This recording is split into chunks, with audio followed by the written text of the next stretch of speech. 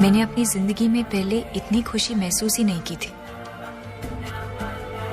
प्यार हो गया था मुझे और मैं सबको उस पहाड़ की चोटी से चिल्ला चिल्ला के ये बात बताना चाहती थी, लेकिन सबसे ज्यादा मैं उसे बताना चाहती थी।